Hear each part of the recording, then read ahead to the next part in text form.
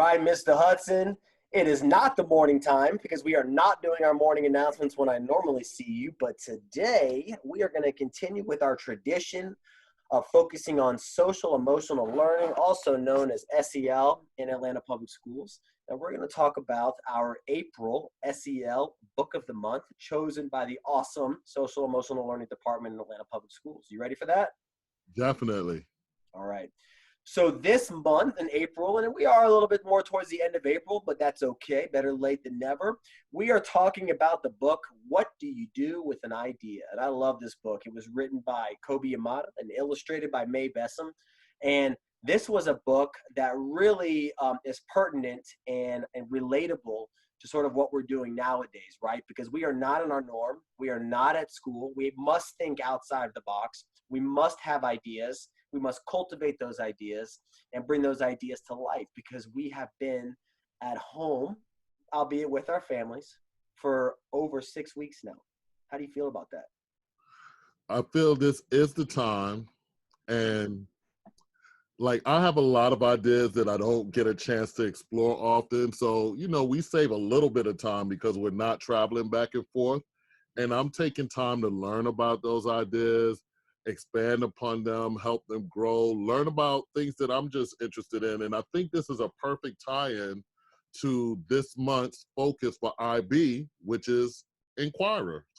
Yeah. So with the inquirers, what are we doing? We're looking at people that are inventors, people that are explorers, people that take ideas and expand them. So this is such a perfect tie-in to what we've been looking at all month long.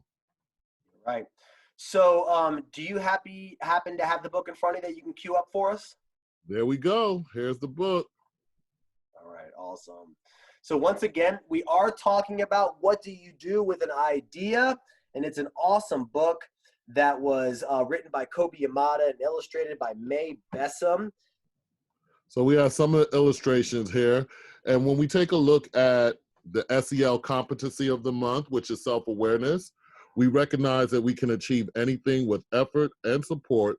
Learning capability is limitless. And I really believe in being a lifelong learner.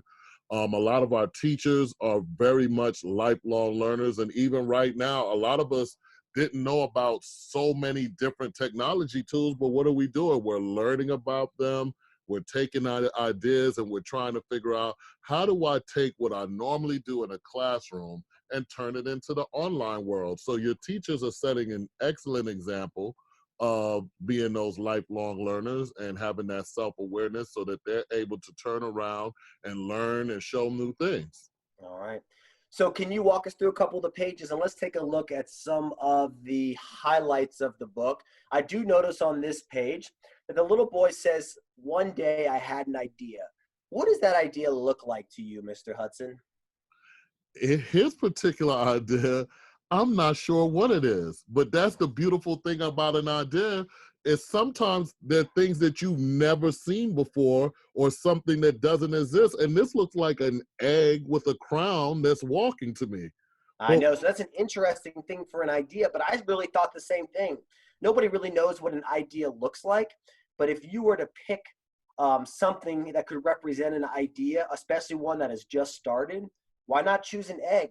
Because an egg has to be delicate. It has to be treated kindly. You can't be too rough with it or it'll break, right? And you have to really make it grow into something bigger. So let's see what the little boy says. And I also think of nurture with that. You have to nurture that idea and help it grow. So he said there was something magical about his idea, and he had to admit it. He felt better and happier when it was around. Yeah, so the idea made him feel good. Let's see. What did others feel about the idea? Well, looking and judging by these faces, some looked afraid, some didn't know what it was, and some felt like this. Some felt that it was no good, too weird, and they laughed at it. And other people will do that. You may present an idea, or you have an idea or a great thought, but others aren't going to relate to it always, and it's not their idea, so they're going to put it down, and they're going to say it's no good, or it's too weird, or it was laughed at. But just like our inquirers for the month, if they would have listened to the naysayers, would we have electricity today? No. Would we have airplanes and the people that first invented flight? No. No, right? Would we have the car or the assembly line or No. computers? Nope, not at all. Nope. And so we see that what did he do with his idea? It said he built a house for his idea. He he he didn't just abandon it because everyone else thought it was no good, too weird, or that they laughed at it. He didn't abandon that idea. He said, you know what? I'm going to build a house for this. I want to see what's going to become of this idea that I have. And he kept nurturing it until it grew and grew. Awesome. You're right. The little boy also said in the book that he almost listened to them. Then I realized, what do they really know? This is my idea. So he decided to protect it. I fed it good food. I worked with it. And I played with it. But most of all, I gave it my attention. What do you think that means? I think that's where it really falls into the self-awareness and the inquiry part, where he had this idea and he decided, I want to see how big I can expand this. I want to turn it into something real. So an idea goes from your head to paper to plans, and then it becomes something real. And that's what he was doing. He just said, I am not going to give up on this. Yep, exactly. You have to cultivate it, take care of it, right? Right. Right. And eventually it encouraged him to think big. So he said, I'm going to do this and not let anything hold me back. Exactly. So he said he encouraged me to think big and then to think bigger. It spread its wings, took flight, and burst into the sky.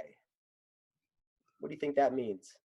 When you don't let go of an idea and you hold on to it and you nurture it, it continues to grow and you begin to see the fruits of your labor. So just like you said, cultivate it. If you think about a seed starts off small.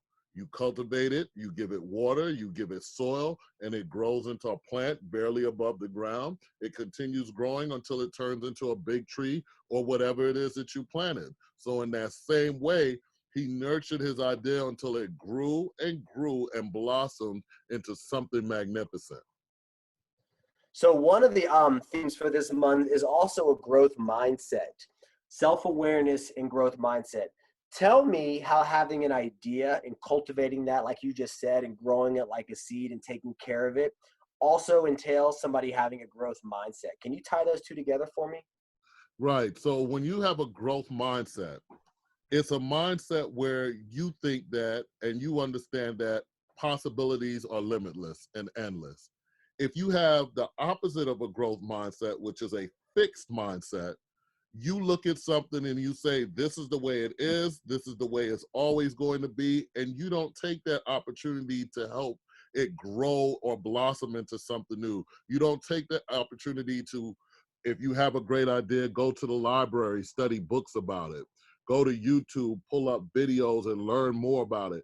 This is all about expanding our minds and not staying stuck where we are. Many of the scientists, inventors, civil rights leaders, abolitionists, people that fought for justice and social justice, people all around the world, and judges and things of that nature, they didn't just sit back and say, well, this is the way it is, it's going to stay that way forever. Their growth mindset allowed them to say, this is the way it is now, but it doesn't always have to be this way. And I'm going to work towards making a change. Even when we think about like Malala, where in her country, the girls weren't allowed to go to school, which is another book that we discussed. Because she had a growth mindset, she determined that it's not always going to be that way. And she figured out a way to work on it. If her mind was fixed, she would say, this is the way it is. Girls just can't go to school. And that would have been the end of that story. All right. So last but not least, and I love that quote that you have, the book finishes with, what do you do with an idea? You change the world with it.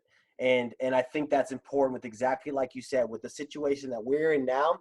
And we are really the first generation that I can think of, at least in a really long time, that has had to stop school abruptly and start the following Monday virtually at home and spend 2 months of our school at home. And if we didn't have a growth mindset, or we had a fixed mindset, it really wouldn't be the best situation, would it, Mr. Hudson? Not at all. But the So fact that we have a growth mindset is allowing you and me every day the ability to get up in the morning, find out what we can do better, find out how we can help, and find out how we can make this tough situation better for everybody. So again, I think this is a fantastic book for the month of April. Students, I encourage you to watch the interactive read aloud that Miss Ingram and Miss Lander have posted and will share with you.